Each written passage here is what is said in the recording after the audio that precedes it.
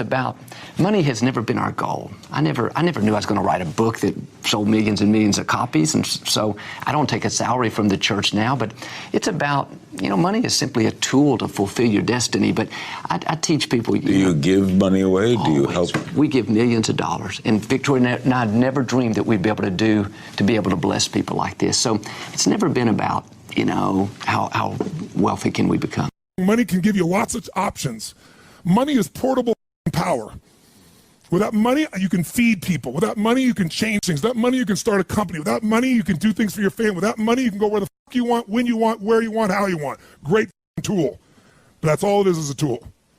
Because if you think it's more than a tool, you think it's a source of your happiness, you're going to miss all the shit along the way. Because everyone in this room, we're all doing one thing in common. No matter how aligned our lives are or different than they are, we're all traveling through time together. And that traveling time is like that river out there. It does not stop. And sometimes feels slower and faster than others, but that traveling through time. And everyone here is going through the process of aging. Everyone here is going through the process of shifting life. The question is, how much of life are you living along the way? Are you truly rich, or do you just have some money? Or do you not have money and you don't have wealth? I know people have money who are very poor. I know people have lots of money that are very rich. The difference is how they are in their relationships, how they are in their sense of spirit, how they are in capturing the moments. So you have to decide right now to be rich, not when you get to a certain number. You got to decide right now, I'm a wealthy mother, or whatever appropriate language would be for you. But when you operate from you're already beyond, you're not trying to get beyond the scarcity. If you're always operating in scarcity, I got to try to get somewhere, that's bullshit. I'm here, and there's the mountain I'm taking next. That's very different than I'm going to try to get to that place when I can finally be enough, certain enough, happy enough, free enough, excited enough. And the truth is, when most of the things you get to where they are, it's nothing like you thought it was going to be. Who's achieved some huge goal, you got it, you're excited, and then for how long? Who can think of a goal that you just busted for, you got it, and you really were excited about it? How long did that feeling last for that situation? How long? A minute? Seconds? A month? Who can remember something that you really were excited about, and within 6 months to a year max, you were taking it for granted? Let me see your hands. That's the way the human brain works. That's the way the mind works. The heart doesn't work that way. The heart, when it's there, it doesn't forget. It's one thing that's going to make you wealthy. It's turning your expectation into appreciation. That's the day you become wealthy. The day you trade expectation for appreciation is the day you become wealthy. Because as long as you're expecting things, you're going to be disappointed. You're expecting people to be a certain way. They're not going to be. If the only time you're happy is when they all act and behave a certain way, you're not going to be happy very much. Or if you're happy, it'll be for a short period of time. You expect your spouse to be a certain way. You expect your kids to be a certain way. You expect your coworkers to be a certain way. You expect yourself to be a certain way. How about appreciation? That's the game. Because if you can appreciate the littlest things, you got gifts that nobody else has. So the first place to be wealthy is psychologically, emotionally, and spiritually. And that place has to get regular deposits. And that means, just like some of you meditate, you need a daily discipline of magic moments, and you got to learn to capture the little ones. And that muscle's got to be built. So what's your daily practice? You can call it whatever you want. We'll call it here magic moments. Every day I want you to capture at least 2 to 3 magic moments minimum. It could have been a conversation with a friend. It could have been a moment when an insight happened. It could have been a moment on the mountain. It could have been a little insight or distinction that you got that changed it. But you don't just capture it and write it down. You want to feel it and realize its value. You want to feel it like it's grace, like it's a gift that's been given to you. And what you're doing is appreciating that gift. But like when people say money doesn't matter, they don't know where to shop. And what I mean is they don't know what to shop for and who to shop for. Mm-hmm. Because all the research shows something interesting. If you make twice as much money, you're making $25,000 a year and you make 50, people think it'll double their level of enjoyment of life or happiness. And on average, it improves 9%. It's just mind-boggling. There's the initial excitement, and it's 9% better statistically. Lots of studies have shown once you make $75,000 a year, making more money you like, but it doesn't truly change your happiness in a sustainable way once you make basically a middle-class salary. People make more might argue about that with them, but that's what the studies show. But what the studies now show is how you spend money. $5 a day spent right will bring you more joy than $10,000 spent poorly. And what does that mean? I give you dozens of them, I'll give you three. Number one, if you spend money on things, you limit your level of happiness. If you spend the money on experiences, it creates a generative effect in your body emotionally. And they can measure the level of fulfillment and happiness you have just by the purchases you make. And they've done it scientifically all the way down to how it changes your biochemistry, down to the changes in your saliva and the hormones. That's where the research comes. It's not somebody airy-fairy saying, well, if you have experiences, it'll be better. Second one, when you spend money on things that give you time and take away drudgery, if you can get somebody else that you pay and they are employed and they now scrub the floor or they clean the toilet and they have an income and they're happy and you're freed up to do something you're more passionate about in business or life, the level of happiness grows geometric. But the one that creates the greatest happiness is the one that sounds trite, but it's biochemically accurate. And that is investing in others, which simply means giving your money away. Really? And it's mind-boggling. And they show you time out. They show you with little numbers, like, buying a cup of coffee for a stranger and what it does and how long the happiness does versus you buy the coffee for yourself versus you buy it for a friend. And I've got the studies in here. It's fascinating. But what I can tell you from my own life experience, like the people that I know that are the happiest on earth are not the people with the most money. I got a lot of clients, as you well know, that are billionaire clients. And a lot of them come to me because they want me to do something with their business.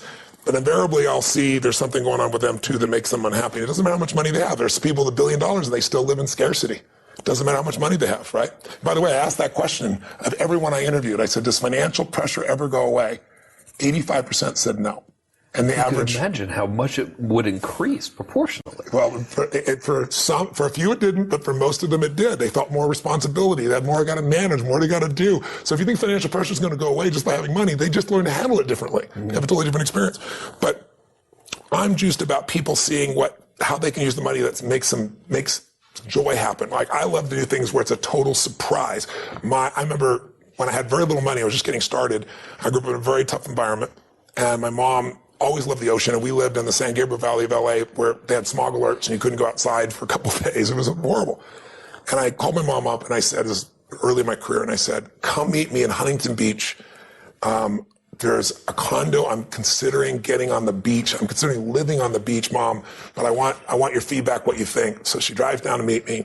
I'll never forget, I just looked around, she goes, oh my God, smell the air, it's so fresh, and this is the dream, to live on the beach, and my son's gonna live on the beach, and I show her the condo, and she's like, oh my God, this is incredible. And I said, you sure, do you really think we worth it? She goes, I don't care what it costs. She said, if you can get in, you get this.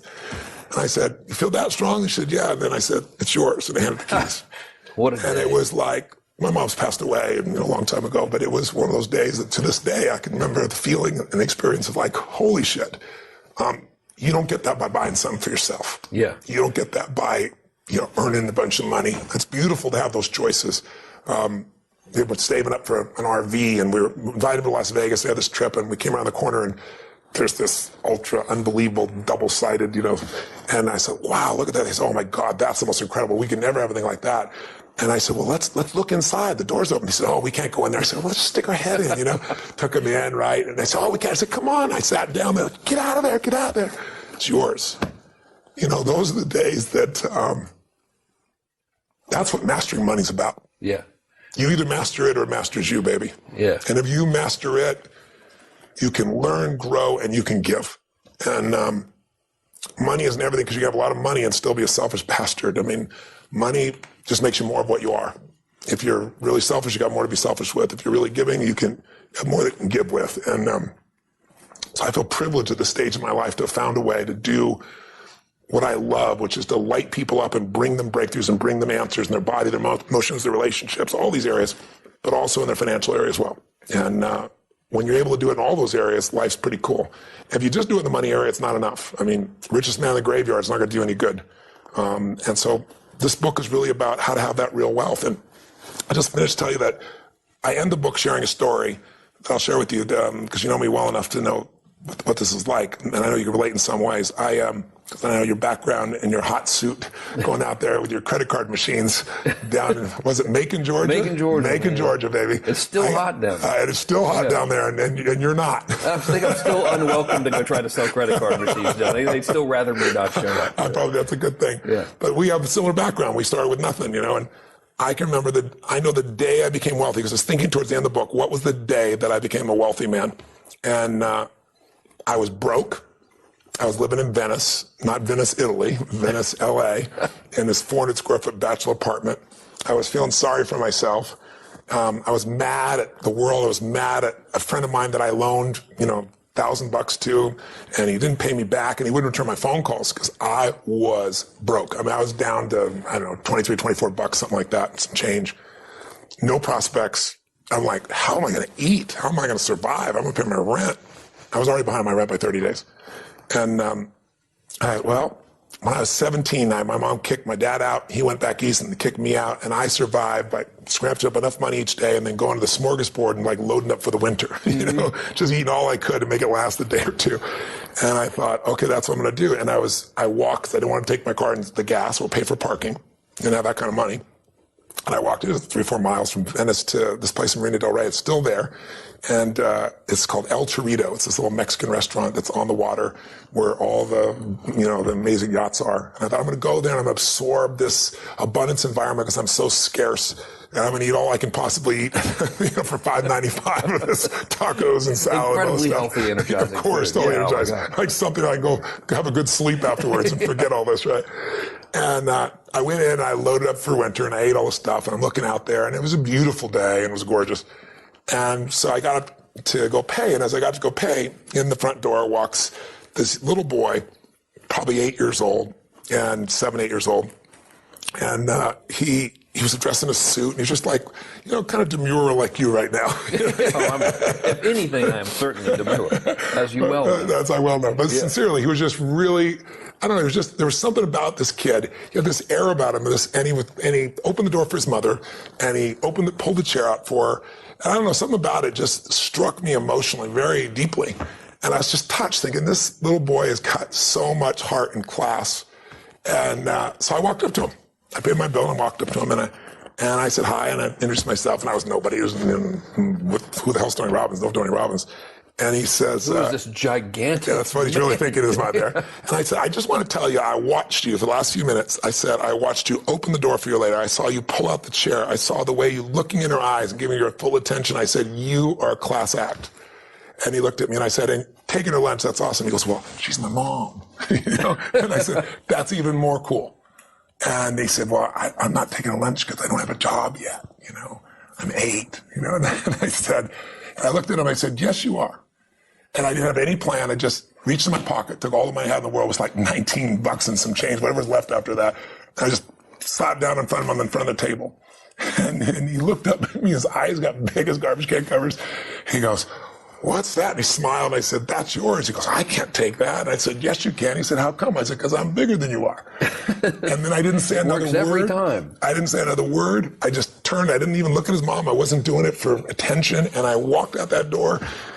And I didn't walk out that door. I flew out of that door, man. I had no car. Walking home, I just felt like so alive. I felt so free. And I should have been scared shitless. I got no money. I don't know where I'm going to feed myself. You gave away last minute. There wasn't an ounce of fear in me. It was like in that moment, scarcity died. It just died. It was out of my life.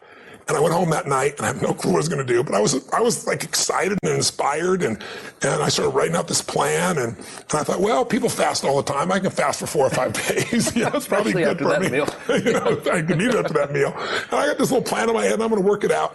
And I woke up the next morning, and I had no fear in me, and I'm going to go work my plan. And the old snail mail arrived, and there I get this old envelope in the old days, right? Tear the thing open, and it's a check from the guy who wouldn't even return my phone call for more than $1,000, either some interest in, and $1,200 in those days would cover my butt for 2 weeks to a month, right? It was like, and I started to cry, and I'll never forget. I was thinking to myself, what does this mean?